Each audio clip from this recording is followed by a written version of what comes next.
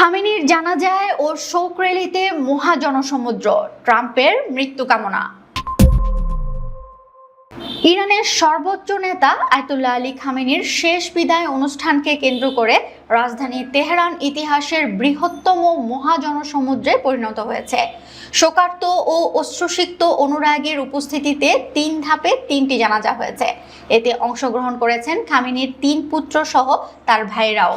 ঊর্ধ্বতন রাজনৈতিক ও সামরিক কর্মকর্তারাও জানাজায় অংশ নিয়েছেন। বিদেশিদের মধ্যে ছিলেন 70টির বেশি দেশের প্রতিনিধিরা। তেহরানের এই মহাজনসমুদ্র দেখে হতবাক হয়েছেন মার্কিন প্রেসিডেন্ট ডোনাল্ড ট্রাম্প।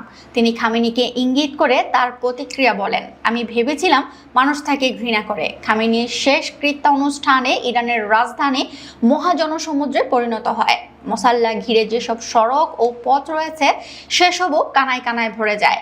শোক করার পাশাপাশি সর্বোচ্চ নেতার জানাজার নামাজ পড়তে ইরানিরা এদিন তেহরানে ভিড় করেন। জায়গা সংকুলান না হয় জানাজার কয়েক ঘন্টা আগেই কফিন রাখা মসজিদ কমপ্লেক্সটির সবকটি ফটক বন্ধ করে দেওয়া হয়।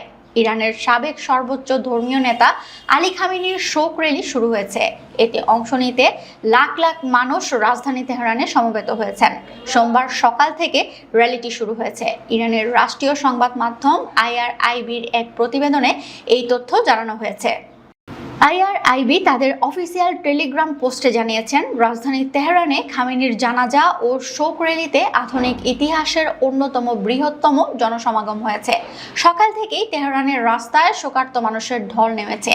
সোমবার স্থানীয় সময় সকাল 6টায় তেহরানের গ্র্যান্ড মাসাল্লা ধর্মীয় কমপ্লেক্স থেকে শোক র্যালি শুরু হয়।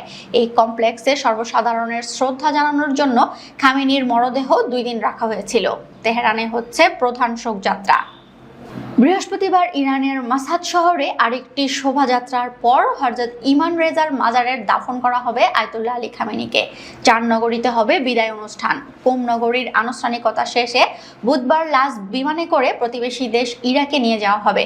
সেখানে শিয়া সম্প্রদায়ের পবিত্র শহর নাজাফ এবং কারবালার পবিত্র মাজারগুলোতে বিশেষ বিদায় অনুষ্ঠানের আয়োজন করা হয়েছে। ইরাকের আনুষ্ঠানিকতা শেষে বৃহস্পতিবার লাশ পুনরায় ইরানে ফিরিয়ে আনা হবে। ওই দিন মাশহাদ শহরে আরেকটি শোক মিছিল অনুষ্ঠিত হবে। এরপর মধ্যযুগীয় একজন শিয়া ইমামের মাজারের পাশে তাকে সমাহিত করা হবে।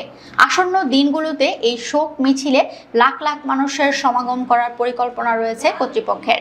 সাধারণ মানুষের অংশ নেওয়া সহজ করতে পরিবহন, খাবার ও আবাসন ব্যবস্থার সুবিধা দেওয়া হচ্ছে।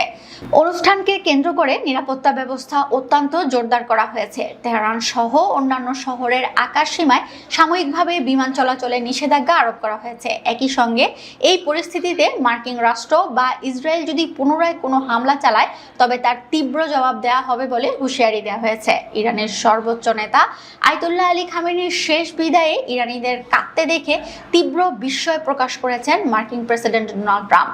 সংবাদ মাধ্যম এক্সওএসকে দেওয়া এক সাক্ষাৎকারে ট্রাম্প বলেন, আমি ভেবেছিলাম মানুষ তাকে ঘৃণা করে।